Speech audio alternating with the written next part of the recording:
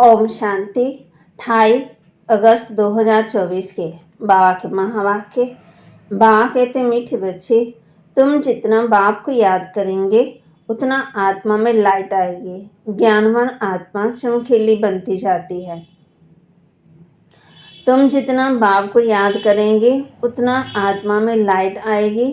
ज्ञानवान आत्मा चमकीली बन जाती है। प्रश्न, माया किन बच्चों को जरा भी तंग नहीं कर सकती? माया किन बच्चों को जरा भी तंग नहीं कर सकती? उत्तर, जो पक्के योगी, जिन्होंने योग बल से अपने कर्म इंद्रियों को शीतल बनाया है, जो योग में ही रहने की मेहनत करते हैं, उन्हें माया जरा भी तंग नहीं कर सकती। जब तुम पक्के योगी बन जाएंगे तब लायक बनेंगे। लायक बनने के लिए प्योरिटी फर्स्ट है। ओम शांति। मीठे मीठे बच्चों को बाप बैठ समझाते हैं, अज्ञान के कारण तुम्हारी आत्मा डल हो गई है। हीरे में चमक होती है ना, पत्थर में चमक नहीं होती। इसलिए कहा जाता पत्थर मिसल डल हो गई है। फिर जागती है तो कहा जाता है ये जैसे पार्स बनी है। अब अज्ञान के कारण आत्मा की ज्योति डिम हो गई है, काली नहीं होती है। नाम ये रखा हुआ है, आत्मा सबकी एक जैसी होती है। शरीर की बनावट अनेक प्रकार की होती है, आत्मा तो एक ही है। अब तुम समझते हो हम आत्मा हैं, बाप के बच्चे हैं। ये सारा ज्ञान था, वह फिर धीरे धीरे निकल गया। निकलता निकलता आखिर कुछ नहीं रहता है तो कहेंगे अज्ञान। तुम भी अज्ञानी थे, अब ज्ञान के सागर से ज्ञानी बनते जाते हो। आत्मा तो बहुत सूक्ष्म है, इन आँखों से देखने में नहीं आती। बाप आकर के समझाते हैं, बच्चों को नॉलेजफुल बनाते हैं, तब सुजाग होते हैं। घर घर में सोजा हो जाता है। अभी घर घर में अंधियारा अर्थात आत्मा डिम हो गई है। अब बाप कहते हैं मुझे याद करो तो लाइट आ जाएगी, फिर तुम ज्ञानवान बन जाएंगे। बाप किसकी गिलानी नहीं करते, ये तो ड्रामा का राज समझाते हैं। बच्चों को कहा है ये तो सब मूढ़बत्ती हो गए हैं। कौन कहते हैं? बाप। बच्चे, तुम्हारी कितनी सुंदर बुद्धि बनी थी श्रीमत पर, अभी तुम फेल करते हो ना। तुम्हें ज्ञान मिला है, ज्ञान को पढ़ाई कहा जाता है। बाप की पढ़ाई से हमारी ज्योति जग गई है। इनको ही सच्ची सच्ची दीपावली कहा जाता है। छोटेपन में मिट्टी के दीपक में तेल डालकर जो जगाते थे, वह जो रस्म चलती आती, उनसे कोई दीपावली नहीं होती। ये तो आत्मा के अंदर, आत्मा जो अंदर है वह डिम हो गई है। उनकी ज्योति आकर के बाप जगाते हैं, बच्चों को आकर के नॉलेज देते हैं, पढ़ाते हैं। स्कूल में टीचर पढ़ाते हैं ना, वह है हद की नॉलेज, ये है बेहद की नॉलेज। कोई साधु संत भी पढ़ाते हैं क्या? रचयिता रचना के आदि मध्य की नॉलेज कब सुनी? कभी कोई ने आकर पढ़ाई? जाकर देखो कहाँ ये नॉलेज पढ़ाते हैं। सिर्फ एक बाप ही पढ़ाते हैं, तो उनके पास पढ़ना चाहिए। ढिंढोरा थोड़ी पीटते हैं कि मैं आ रहा हूँ। बाप आते हैं, बाप आकर के इनमें प्रवेश करते हैं। वे आवाज़ तो नहीं कर सकते जब तक उनको कर्म इंद्रियां ना मिले। आत्मा भी कर्म इंद्रियां बगैर आवाज़ नहीं कर सकती। शरीर में जब आई तब आवाज़ करती है। तुम समझाओ तो कोई मानेंगे नहीं। बच्चों को जब ये नॉलेज दी जाती है तब समझते हैं ये नॉलेज एक बाप के सिवाय कोई दे न सके। विनाश का शास्त्रकार भी कोई चाहते थोड़ी है, ये बाप ही आकर के कराते हैं। ड्रामा सार पुरानी दुनिया अब खत्म होनी है, नई दुनिया स्थापन हो रही है। जिनको बाप से नॉलेज लेनी है वे आते रहते हैं। कितनों को ज्ञान दिया होगा अनगिनत। गांव गांव से कितने ढेर आते हैं। ये आत्मा और परमात्मा का मेला एक ही बार लगता है, संगम युग पर ही आते हैं। बाप आकर के नई दुनिया स्थापन करते हैं। जिनकी जोत जगाते हैं वे आकर के औरों की जोत जगाते हैं। अभी तुम सबको वापस जाना है। इसमें बुद्धि से काम लेना होता है। भक्ति मार्ग में तो अंधियारा है। ज्ञान देने वाला एक बाप चाहिए। वे आते ही हैं संगम पर। प्राणी दुनिया में ज्ञान मिल न सके। मनुष्यों के ख्याल में है अब भी तो 40,000 वर्ष पड़े हैं। बिल्कुल ही घोर अंधियारे में है। समझते हैं 40,000 वर्ष बाद भगवान मिलेगा। जरूर आकर के ज्ञान सदगति करेंगे। तो गोया अज्ञान में है ना। इनको अज्ञान अंधियारा कहा जाता है। अज्ञान वालों को ज्ञान चाहिए। भक्ति को ज्ञान नहीं कहा जाता। आत्मा में ज्ञान नहीं है, परंतु डल बुद्धि होने के कारण समझते हैं भक्ति ही ज्ञान है। एक तरफ कहते हैं ज्ञान सूर्य के आने से सोजरा होगा, परंतु समझते कुछ नहीं है। गाते हैं ज्ञान सूर्य प्रगटा, अज्ञान अंधेर विनाश। किसके लिए कहते हैं ज्ञान सूर्य? कब आया ये कोई नहीं जानते।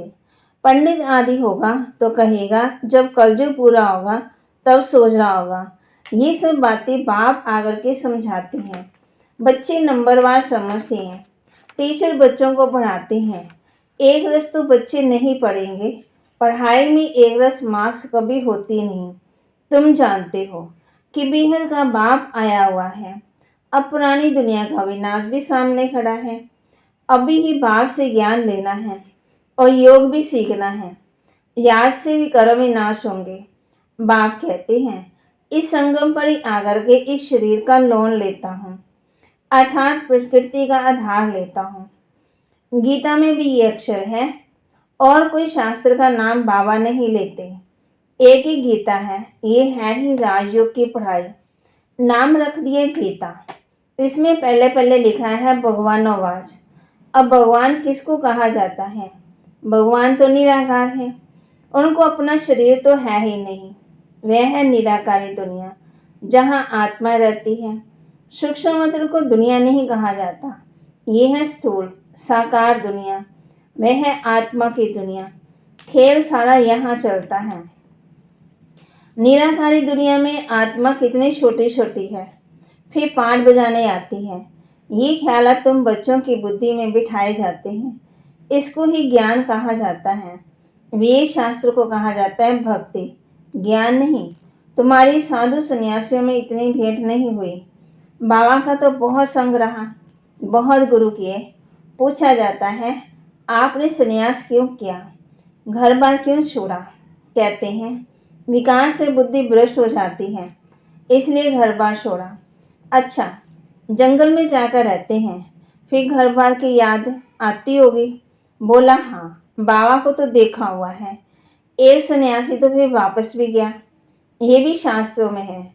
मनुष्य वानप्रस्थ अवस्था में तब आते हैं जब आयु बड़ी हो जाती है। छोटी आयु में तो वानप्रस्थ ले न सके। कुंभ के मेले में बहुत छोटे छोटे नागे लोग आते हैं। बाप कहते वह दवाई खिलाते जिससे कर्मेंद्रियां ठंडी पड़ जाती हैं। तुम्हारा है योग बल से कर्मेंद्रियों को वश में करना। योग बल से वश होते हैं आखिरी ठंडी हो जाएंगी। कई कहते हैं बाबा माया बहुत तंग करती है। वहां तो ऐसी बातें होती नहीं। कर्मेंद्रियां वश तब होगी जब योग में तुम पक्के होंगे। कर्मेंद्रियां शांत हो जाएंगी। इसमें बड़ी मेहनत है। वहां ऐसे शीशी काम होते नहीं। बाप आए हैं ऐसे स्वर्ग धाम में ले जाने। तुमको लायक बना रहे हैं। माया तुमको ना लायक बनाती है, अर्थात स्वर्ग व जीवन मुक्ति धाम में चलने लायक नहीं है, तो बाप बैठ लायक बनाते हैं। उसके लिए प्योरिटी फर्स्ट है। गाते भी हैं बाबा हम पतित बन गए हैं, हमको आकर के पावन बनाओ। पावन माना पवित्र। गाते हैं अमृत शोर विष काहे को खाए। उनका नाम ही है विष जो आदि मध्यंत दुख देता है। ये भी ड्रामा में नोंद है। बाप कितना बार आए हैं। तुम बच्चों से आकर मिले हैं। तुम्हें कनिष्ठ उत्तम पुरुष बनाया जाता है। आत्मा पवित्र होती है तो आयु भी बड़ी हो जाती है। हेल्थ वेल्थ और हैप्पीनेस सब मिल जाता है। ये भी तुम बोर्ड पर लिख सकते हो। Health wealth happiness for our 21 generation 1 second. बाप से ये वर्षा मिलता है 21 जन्मों के लिए। कई बच्चे बोर्ड लगाने में डरते हैं। बोर्ड तो सबके घर पर रहता ही है। तुम सर्जन के बच्चे हो, तुमको हेल्थ वेल्थ हैप्पीनेस सब मिलती है, तो तुम फिर औरों को तो दे सकते हो, तो क्यों नहीं बोर्ड पर लिख देते हो। तो मनुष्य आकर समझें कि भारत में आज से 5000 वर्ष पहले हेल्थ वेल्थ थी, पवित्रता भी थी। बेहद के बाप का वर्षा 1 सेकंड से तुम्हारे पास बहुत आएंगे। तुम बैठ समझाओ, यही भारत सोने की चिड़िया था, इनों का राज्य था। फिर ये कहाँ गए? 84 जन्म पहले ये लेंगे, ये नंबर 1 है ना। यही फिर लास्ट में आते हैं। बाप कहते हैं अब तुम्हारा 84 का चक्कर पूरा हुआ, फिर शुरू होना है। बेहद का बाप ही आकर के ये पदवी प्राप्त कराते हैं। सिर्फ कहते हैं तुम मुझे याद करो तो पावन बन जाएंगे। 84 जन्मों को जानकर बाप से वर्षा लेना है, परंतु पढ़ाई तो चाहिए ना। तुमको कहा जाता है सुदर्शन चक्रधारी, नया तो कोई समझ न सके। तुम जानते हो आत्मा को कहा जाता है स्व पुरुषार्थ करना। हम आत्मा जो पवित्र थी, शुरू से लेकर 84 का चक्कर लगाया, वे भी बाप बताते हैं। तुमने पहले पहले शिव की भक्ति शुरू की। तुम तो अव्यभिचारी भक्त थे, बाप के सिवाय कोई समझा ना सके। बाप कहते हैं मीठे मीठे बच्चों, तुमने पहले पहले ये जन्म लिया। कोई कोई शाहूकार होगा तो कहेंगे ना कि आगे जन्म में इसने ऐसा कर्म किया। कोई रोगी होगा तो कहेंगे पिछले कर्म का हिसाब किताब है। अच्छा, इन लक्ष्मी नारायण ने कौन से कर्म किए, ये बाप बैठ समझाते हैं। इनके 84 जन्म पूरे हुए, फिर फर्स्ट नंबर में आना है। भगवान संगम युग पर ही आकर के राजयोग सिखाते हैं। अभी तुम समझ रहे हो कि बाबा हमें राजयोग सिखा रहे हैं, फिर भी तुम भूल जाएंगे। कर्म अकर्म और विकर्म की गुहे गति भी बाप ने समझाई है। रावण राज्य में तुम्हारे विकर्म कर्म विकर्म हो जाते हैं, वहाँ कर्म अकर्म होते हैं। वहाँ रावण राज्य ही नहीं, विकार होता ही नहीं है। वहाँ है ही योग बल, जबकि योग बल से हम विश्व के मालिक बनते हैं। तो जरूर पवित्र दुनिया भी चाहिए। पुरानी दुनिया को अपवित्र, नई दुनिया को पवित्र दुनिया कहा जाता है। वह है ही वाइसलेस वर्ड, ये है विशेष वर्ड। बाप भी आकर के वैशाल्य को शिवालय बनाते हैं। सतयुग है शिवालय। शिव बाबा आकर के तुमको सतयुग के लिए लायक बना रहे हैं।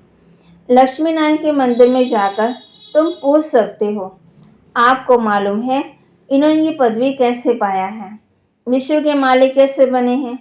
बाप कहते हैं तुम नहीं जानते हो, हम जानते हैं। तुम बाप के बच्चे ही कह सकते हो कि हम आपको बता सकते हैं इन्होंने ये पदवी कैसे पाया। इन्होंने ये पूरे 84 जन्म लिए, फिर पुरुषोत्तम संगम युग पर आकर के बाप ने राजयोग सिखाया और आजादी दी। उसके पहले नंबर 1 पति थे, फिर नंबर 1 पावन बने। सारी राजधानी है ना, तुम्हारे चित्रों में सब क्लियर है। इन्हों को राजयोग किसने सिखाया? ऊंच से ऊंच है ही परमात्मा। देवते तो सिखला ना सके, भगवान ही सिखलाते हैं। जिनको नॉलेजफुल कहा जाता, बाप टीचर सतगुरु भी कहा जाता। ये सब बातें वही समझ सकते हैं जिसने शुरू से शिव की भक्ति की होगी। मंदिर बनाने वालों से तुम पूछो, आपने ये मंदिर बनाया, इन्होंने ये पदवी कैसे पाया, इन्हों का राज्य कब था, फिर वह कहाँ गए, अब ये कहाँ है। तुम 84 जन्मों की 84 की कहानी बताओ तो बहुत खुश हो जाएंगे। चित्र पॉकेट में पड़ा रहे, तुम किसी को भी समझा सकते हो। शुरू से जिसने शिव की भक्ति की होगी वह सुनते रहेंगे, खुश होते रहेंगे। तुम समझ जाएंगे ये हमारे कुल का है। दिन प्रतिदिन बाबा बहुत सहज युक्तियां बतलाते हैं, तुमको अब समझ मिली है। परमपिता परमात्मा ही सबका सदगति दाता है। 21 जन्मों के लिए सत्युग की बादशाही मिल जाती है। 21 जन्मों का वर्षा इस पढ़ाई से मिलता है। टॉपिक भी बहुत है, वैशाल्य से शिवालय इसको कहा जाता है। इस टॉपिक पर हम परमपिता परमात्मा की जीवन कहानी बता सकते हैं। लक्ष्मी नारायण की 84 जन्मों की कहानी, ये भी टॉपिक है। विश्व में शांति कैसे थी, फिर अशांति कैसे हुई, और फिर शांति कैसे स्थापन हो रही है, वह भी टॉपिक है। अच्छा, मीठे मीठे सिक्के लते बच्चों प्रति माता पिता बाप दादा का याद प्यार और गुड मॉर्निंग। रूहानी बाप के रूहानी बच्चों को नमस्ते। रूहानी बच्चों की रूहानी बाप दादा को दिलवा जान सिकवा प्रेम से नमस्ते। धारणा के लिए मुख्य सार। अब उत्तम पुरुष बनने के लिए याद के बल से आत्मा को पवित्र बनाना है। कर्म इंद्रियों से कोई भी कर्म नहीं करना है। अब उत्तम पुरुष बनने के लिए याद के बल से आत्मा को पवित्र बनाना है। कर्म इंद्रियों से कोई भी कर्म नहीं करना है। ज्ञानवान बन आत्मा को सुजाग करने की सेवा करनी है। आत्मा रूपी ज्योति में ज्ञान योग का धृत डालना है। श्रीमत पर बुद्धि को स्वच्छ बनाना है। ज्ञानवान बन आत्मा को सुजाग करने की सेवा करनी है। आत्मा रूपी ज्योति में ज्ञान योग का धृत डालना है। श्रीमत पर बुद्धि को स्वच्छ बनाना है। वरदान, पॉइंट स्वरूप में स्थित हो मन बुद्धि को नेगेटिव के प्रभाव से सेफ रखने वाले विशेष आत्मा भव। पॉइंट स्वरूप में स्थित हो मन बुद्धि को नेगेटिव के प्रभाव से सेफ रखने वाले विशेष आत्मा भव। जैसे कोई सीजन होती है तो सीजन से बचने के लिए उस अनुसार अटेंशन रखा जाता है। बारिश आएगी तो छाता रेनकोट आदि का अटेंशन रखेंगे। सर्दी आएगी तो गर्म कपड़े। ऐसे वर्तमान समय मन बुद्धि में नेगेटिव भाव और भावना पैदा करने का विशेष कार्य माया कर रही है। इसलिए विशेष सेफ्टी के साधन अपनाओ। इसका सहज साधन है एक माइंड स्वरूप में स्थित होना।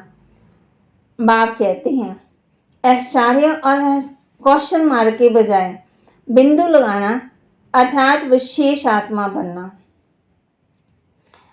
कोई भी बात में क्वेश्चन ना हो, हर बात में बिंदु लगाना अर्थात विशेष आत्मा बनना। स्लोगन, आज्ञाकारी वह है जो हर संकल्प बोल और कर्म में जी हजूर करता है। आज्ञाकारी वह है जो हर संकल्प बोल और कर्म में जी हजूर करता है। बाबा के महावाक्य को लाइक करें, शेयर करें और सब्सक्राइब करें और अपने जीवन में धारण करें। ओम शांति।